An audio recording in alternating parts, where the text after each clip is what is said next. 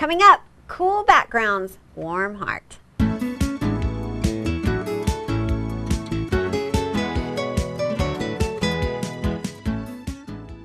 Hi, and welcome to another edition of the Amazing Art Show. I'm your host, Angie Beam, and today it's been so hot that we're just going to be cooling it down a bit. So we're talking about warm and cool colors today. All right, so let me talk to you about what you're going to need. And you don't need anything too crazy today. I kept it kind of calm. All right, so you're going to need watercolors, and I've got two different kinds here. You can mix your own colors. I actually have one that kind of has all my colors already mixed for me. You'll obviously need some water and brushes. You're going to need a pencil and an eraser, and also some kind of a permanent marker. And if you could find one that also has like the super fine little tip on it, that works really, really nice for some of the work that you're going to be doing. But then you also want to have one for filling in, so you want a thicker one as well. And then you're going to need some kind of a thick kind of paper. This is just a watercolor paper, so it's a little thicker than your normal paper, but it doesn't have to be too thick either, because you're not doing anything too crazy on it. Possibly a ruler. And then the last thing is going to be some three-dimensional paint, and this is just the slick, and that's all you need today. All right, okay, so let's get started. So like I said, our project today is pretty simple. So we've been talking about line this 6 weeks, and so this is kind of a really good review project that you can do, because it just kind of gets you thinking about lines again and all the different types of lines. And then obviously when you use those lines over and over and over again and a lot of repetition, you create patterns, and so you're also going to be using patterns. So what I want you to start off with today is we're going to be using your ruler, and I want you to use your magic 3. And your magic 3 is your thumb and your index finger and your middle finger. And you're going to place them on the ruler. If you will place them like this, your ruler will stay in place and you'll be good to go. And your elbow goes up. You can't have your fingers like this and your elbow down, because it just doesn't quite work that well. So if you'll get that elbow up, it'll work perfect for you, and you get some good pressure so that you keep your ruler straight and it's not sliding all around. Now, we're going to be doing, we want diagonal lines and we want vertical lines. And what I was explaining to the kids is let me first say this. You want your line to start at the top and go down to the bottom. That you're like, duh, that sounds like that's how you would do it. But I had kids that were going over to the side and then taking it all the way down over to this side, and we want top and bottom. So whether it's diagonal or vertical, it's still going to always touch the top and the bottom, okay?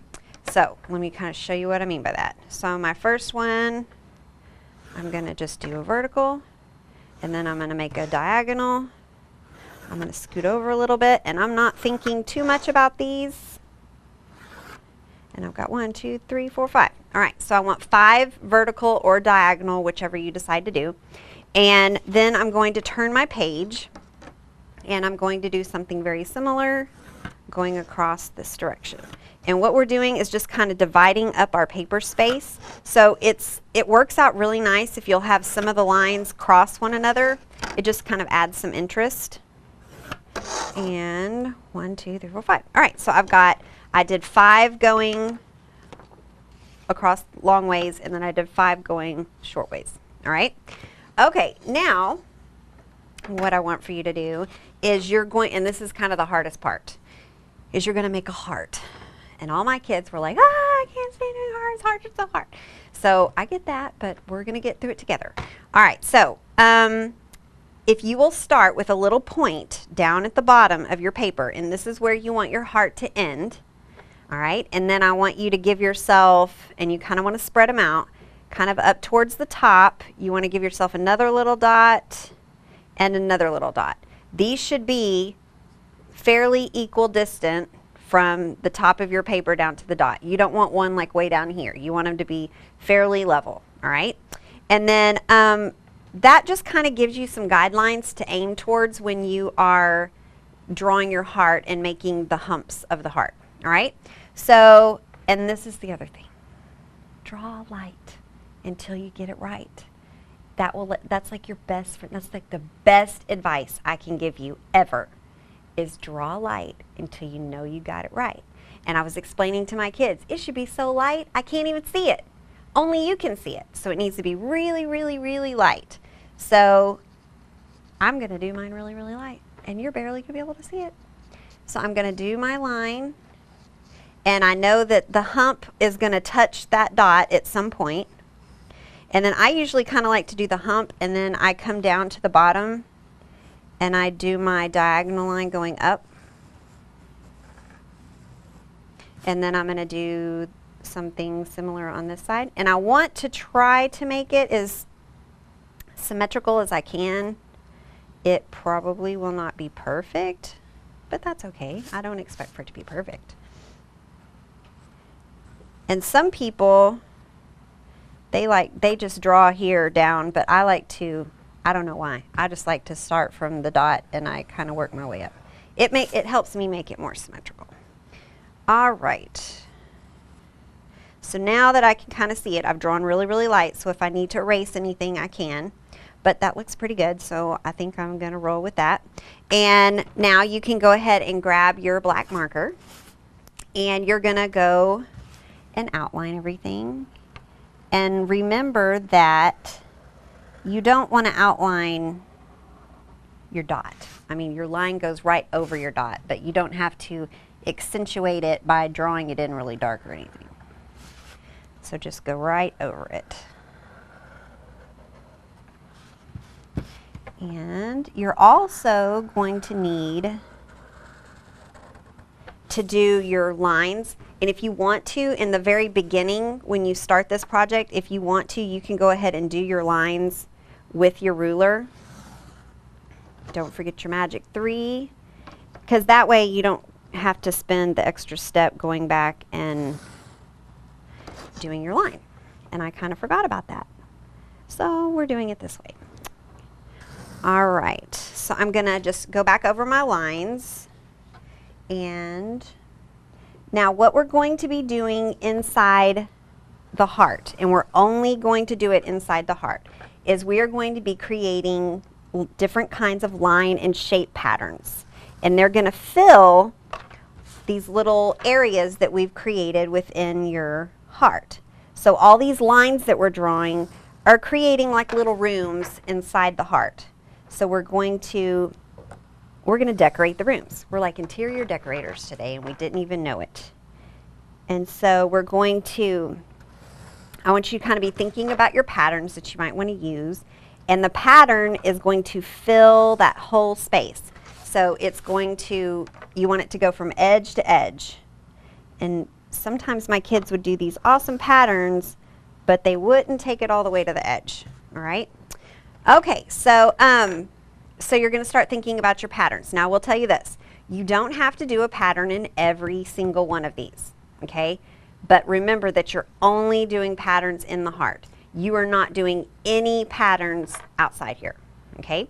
And so what I like to do is I have like some patterns that are some of my favorites. So I know that those work best in a larger space. So sometimes I will say, okay, I know I like that pattern, so I'm going to pick a spot that I can put that pattern in, because I know that I need a large area to put it in.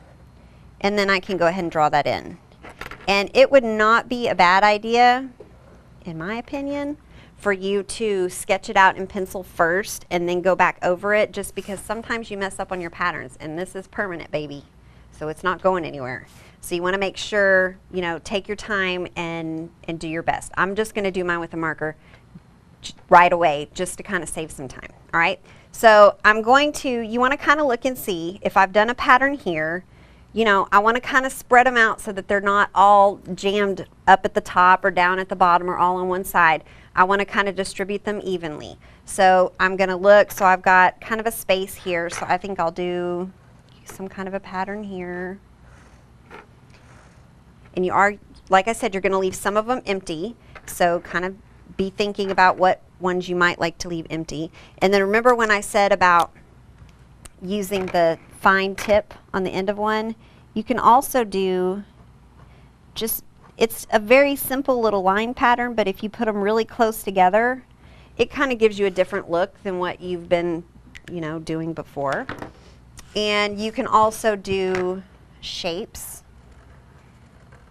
So I can do, and think about that sometimes your shapes, like the whole thing may not fit in the space, so you can have it go off the edge.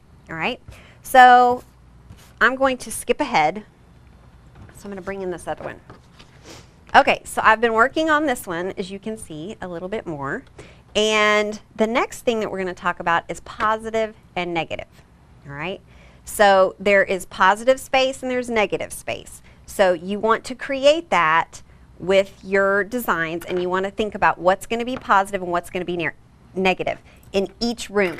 Okay, so like where you see all these little hearts, this is a room in your house. Okay, where you come over here and it's got the grid pattern, this is a different room.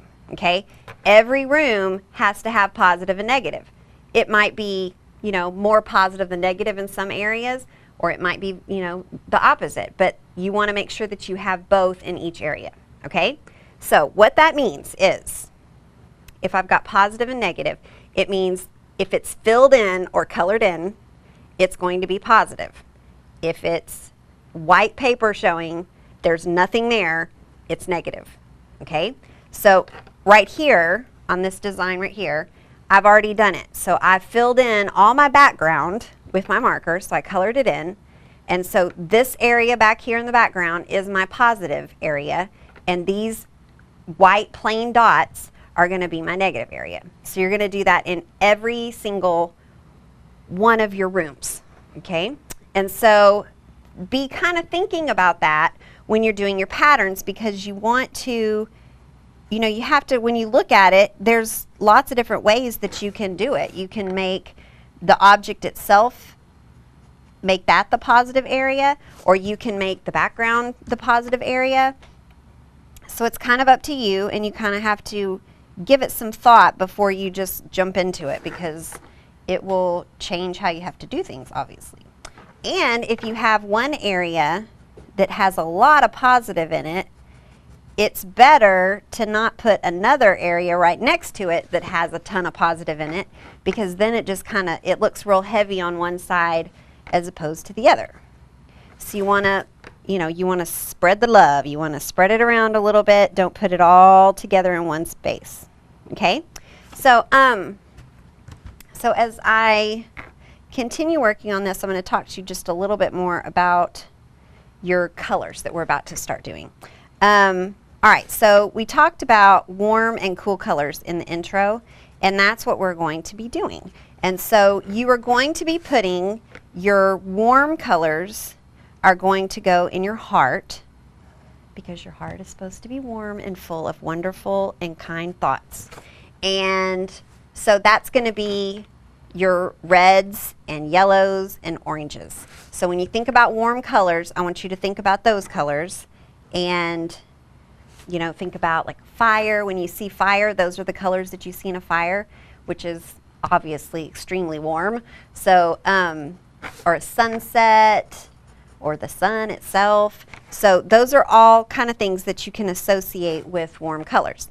And then your other colors that you're going to be using, and these are going to be in your background only, are going to be your cool colors. So when I say cool colors, I want you to think about greens and purples and blues.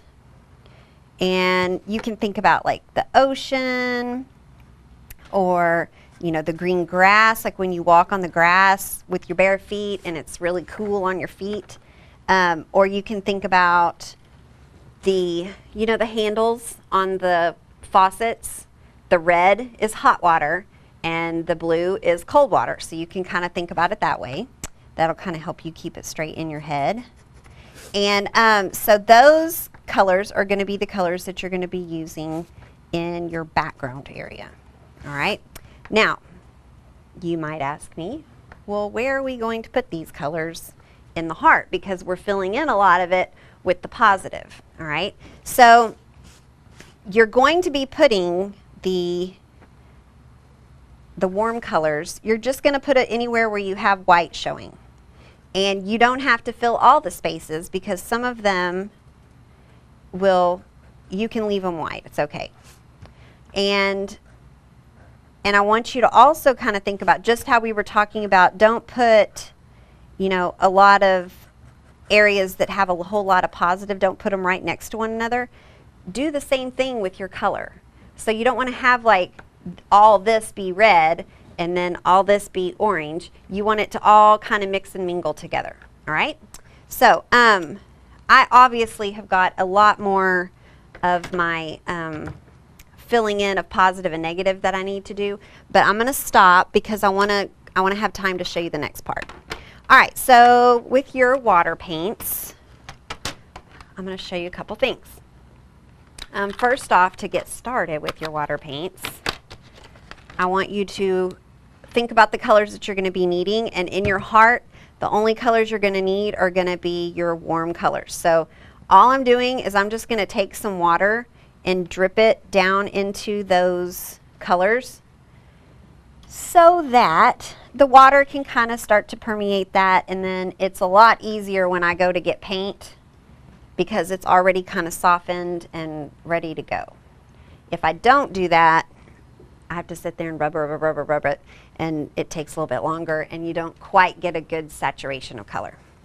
Okay, so I've got my paints, and my brush has just a tad bit of water on it, and I'm going to dip it down into the paints, and you can do it several ways. Some people, if you want it to be like a super, super light color, you just dip it into the water that is sitting there that is formed on top. And you can paint with that. It's going to be obviously a very watery, very light color. And I had something on my paper. Don't ask me why I just put yellow on top of it, because that's not going to cover it. But that's okay, because you know what? When you make mistakes, you can just fix it. So now I'm going to take some orange, and I'm just going to put it right on top and kind of mix my colors. You could even kind of make it kind of tie-dye looking. I'm going to get a little bit of red. This is an experiment. To a little bit of red. I'm just going to let that kind of blend together on its own. All right, now I'm going to move, and I'm going to do some of my other areas.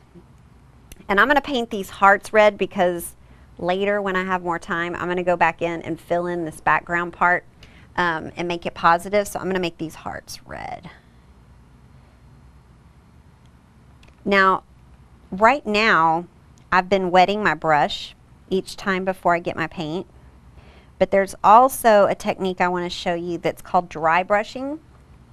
And it's where you use a water paint, but your brush is dry, and it just kind of gives you a different kind of a look with the paint.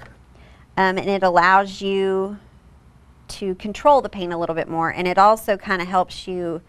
I'll show you on my other one here that I've got how I kind of used it. You just kind of can get some better details and accent colors if it's a little more dry. Because watercolors, you know, I mean, they're very watery, so they're like water. They run and go where they want to go. So sometimes that can be kind of frustrating. I'll have to tell you that watercolor is not my favorite because I don't like that it doesn't follow my directions and listen to me and do what I want it to do. Sometimes. Sometimes it does, but sometimes it doesn't.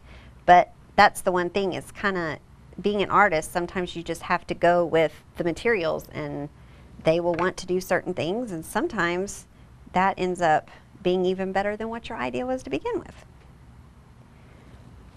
All right, so I'm going to do some orange on these little things, and then I'm going to show you the dry brushing.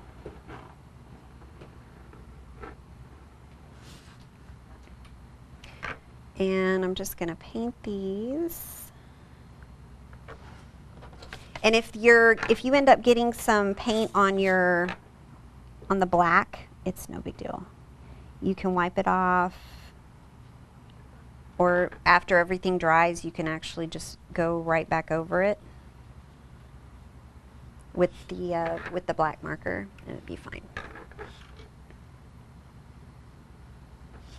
All right, and I'm going to get a different kind of yellow, and I'm going to do these yellow back here.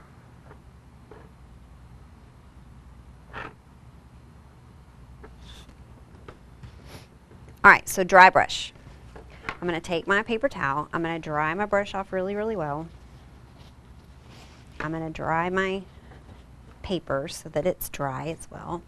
And then I'm going to dip it down into my paints. And I'm going to brush it right here on the very edge. And it's just going, it's not so watery and runny. You can kind of control it a little bit more. And so I always like to do that, like when I'm trying to create some kind of a shadow, or maybe the illusion that these are, you know, that they're circular in shape, so they would have, you know, the edges would be a little more shaded. And so that's how you can also dry brush. Now we'll tell you, dry brush doesn't work really good like if you're trying to cover a really big area. I'll show you. It's so dry that it's not going to spread the paint everywhere. So it doesn't work good in some areas, but it works good in areas that you're really wanting to try to control the paint a little bit more.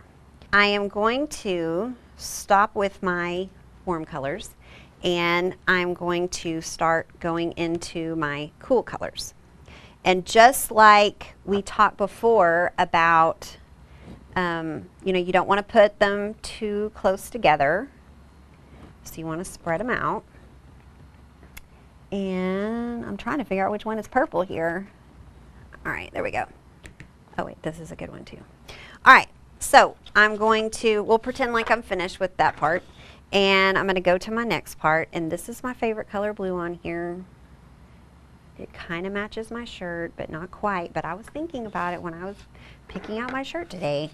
All right, so I'm going to be doing blue, different shades of blue, and I've got several in my paint sets. And I'm going to be doing greens and purples. And just like how you saw me, you know, mix some of the colors up in the warm areas, you can do that as well.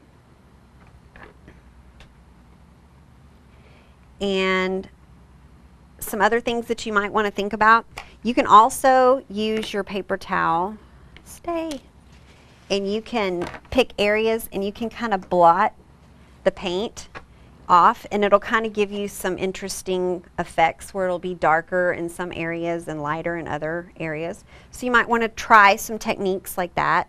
You can also come back in, you know, if you don't like that, you could come back in and add a little bit more water to it, and then it'll kind of blend it together a little bit better if you don't want it to be quite so much of a difference. And so I'm going to continue working on this while you guys go to the quote for today. In art, the hand can never execute anything higher than the heart can imagine. Ralph Waldo Emerson. So we are ready to start the next part. We're going to pretend like I'm all done with the watercolor, which I'm obviously not, but we're going to pretend. And then we're going to talk to you about this part, which is kind of my favorite part. All right, so this is the dimensional paint.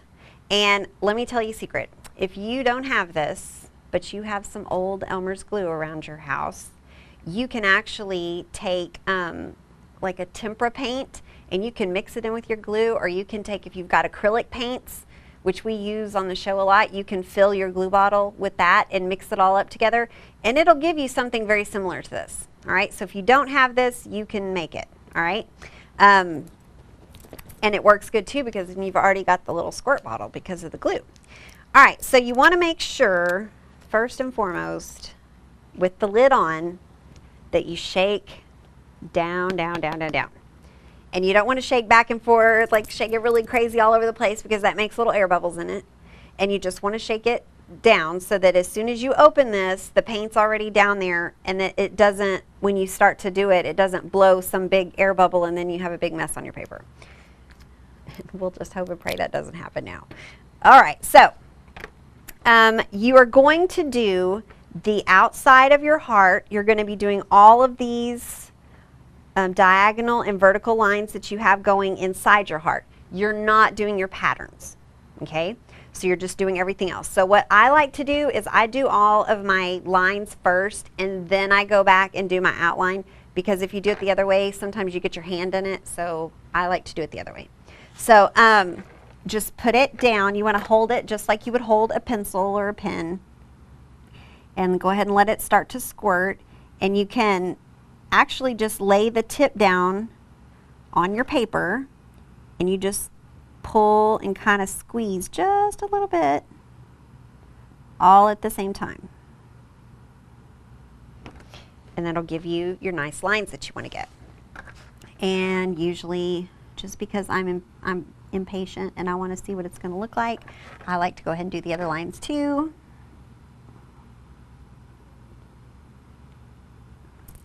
And sometimes you might have one line that's a little bit thicker than the other, but don't worry about it, it's all right. And if you've ever, you might even have some maybe at the church that you attend, they might have stained glass up in the windows, or you might have seen, you know, pictures of stained glass. This kind of, once you get done with it, it kind of gives the appearance of a stained glass. And the black that we're doing right now kind of looks like the lead that they usually use to kind of hold all the glass in place. And the other thing I will tell you is when you're crossing over a line that you've already done, like I've already done this line here, instead of pulling through it and going through it, it's better to stop and then come over it and go on the other side. And then I've already done this one, so I'm going to stop. And I'm going to come over here and pick it up. All right? Okay, so I'm going to move this one, and I'm going to show you my finished one. All right, so this is my finished piece. And so you can see I've got my outline of the heart is all done with this slick paint. And then you've got, you know, the diagonal lines and the vertical lines, and even your kind of horizontal and diagonal lines going that way as well. So you can see kind of how you get that look of the stained glass, especially out here where you don't have your patterns, but turns out really, really nice. So this is it. We are done for today. I hope that we cooled things off a little bit. We kind of heated them up and then we cooled them off at the end, so that always works out good. So I hope your project turned out as great as ours did. Now go out and make some amazing art.